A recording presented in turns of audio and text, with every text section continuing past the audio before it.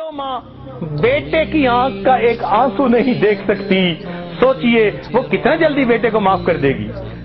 ماں کو منانے کے لیے چل کے آنا پڑتا ہے، معافی مانگنی پڑتی ہے، پاؤں پکڑنے پڑتے ہیں، آنکھوں سے آنسو بہانے پڑتے ہیں۔ مگر ایک ذات اور بھی ہے، اگر ایک بندہ ساری زندگی گناہ کرتا رہے مگر اپنے گناہوں پر کہیں بیٹھے بیٹھے دل میں نادم اور شرمندہ ہو جائے، حدیث پاک میں آتا ہے الندم توبۃ، دل میں نادم اور پریشان ہو گیا، دل میں پشیمان ہو گیا، زبان سے فکرہ نہیں بولا، زبان سے معافی نہیں مانگی، چل کے مسجد کی طرف نہیں آیا، وہ پروردگار کتنا کریم ہے، فقط دل کی ندامت پر اس بندے کے گناہوں کو معاف فرما دیتا ہے۔ تو معلوم ہوا کہ جتنا اس دنیا میں اللہ تعالیٰ کو منانا آسان ہے، کسی کو منانا اتنا آسان ہے، اس لیے کہ جو محبت اللہ تعالیٰ کو بندے کے ساتھ ہے وہ محبت کسی کو بندے کے ساتھ ہے۔ اس دنیا میں ہر کوئی نیکوں سے پیار کرتا ہے، ہر کوئی اچھوں سے پیار کرتا ہے، بروں سے پیار کرنے والی ایک ماں ہے۔ اولاد بگڑ جائے وہ کہے گی یہ نصیب بچوں کے، میں تو ماں ہوں، میں کیا کروں۔ بروں سے محبت کرنے والی اس دنیا میں اگر کوئی ہستی دیکھنی ہے تو وہ ماں کی ہستی ہوتی ہے۔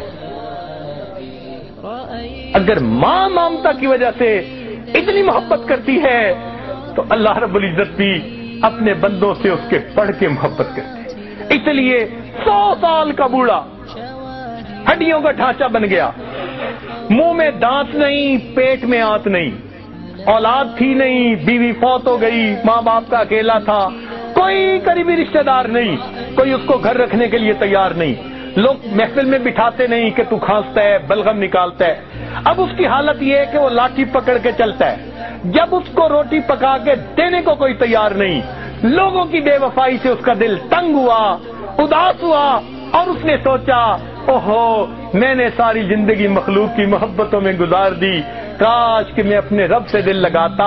اس 100 سال کی عمر میں لاٹھی پکڑ کے اپنی جھکی کمر کے ساتھ ہانپتا ہوا، کانپتا ہوا اگر وہ اپنے رب کے در کی طرف چلتا ہے تو اللہ رب العزت اس بندے کو تانا نہیں دیتے، تو نے اپنا جمال کہاں ضائع کیا، اپنا مال کہاں ضائع کیا، کیا ہے تمہارے پلے، اب تمہیں یہ وقت یاد آیا۔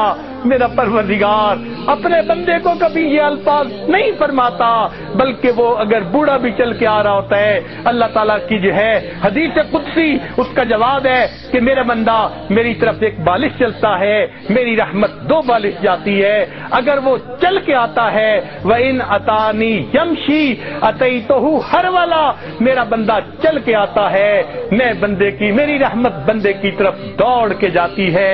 تو جو پروردگار اپنے اس 100 سالہ بوڑھے کو بھی تانا نہیں دیتے، بلکہ اور ذرا بات سن لیجئے کہ اگر یہ 100 سال کا بندہ شرابی تھا، زانی تھا، اس نے آ کے توبہ کر لی، اللہ تعالیٰ گناہ معاف فرما دیتے ہیں۔ اور پھر ایک اور بات، شریعت کا مسئلہ سن لیجئے، اگر کسی نے سچی توبہ کر لی، شریعت کہتی ہے اب اس کو پچھلی زندگی کے گناہ پر کوئی آر نہیں دلا سکتا، تانا نہیں دلا سکتا۔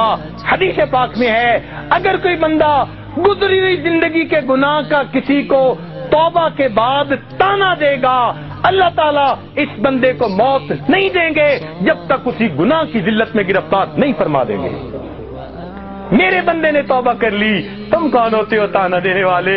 سبحان اللہ، وہ کتنا بڑا پروردگار ہے۔ اس لیے ہم اپنے دلوں کی گہرائیوں سے آج سبق کو یاد کر لے، اپنے ایمان کو مضبوط سے اضبط کر لے۔ ہمارا اس دنیا میں پالنے والا اللہ رب العزت ہے۔ اپنی امیدیں اللہ سے لگائیے، اپنی ضرورتیں اللہ تعالیٰ کے سامنے پیش کیجئے، اپنی پریشانیاں اللہ تعالیٰ کے حضور پیش کیجئے۔ ہر بندے کے سامنے اپنی زندگی کے حالات کو کھولتے پھرنا یہ زیب نہیں دیتا۔ ہر بندے کو بیماری نہیں بتائی جاتی، فقط ڈاکٹروں کو بتائی جاتی ہے، اسی طرح حالات ہر بندے کو نہیں بتائے جاتے۔ اللہ تعالیٰ کے سامنے ان حالات کو پیش کیجئے، اللہ سے لو لگائیے، دیکھیے وہ پروردگار کس طرح ہماری دعاؤں کو قبول فرماتا ہے۔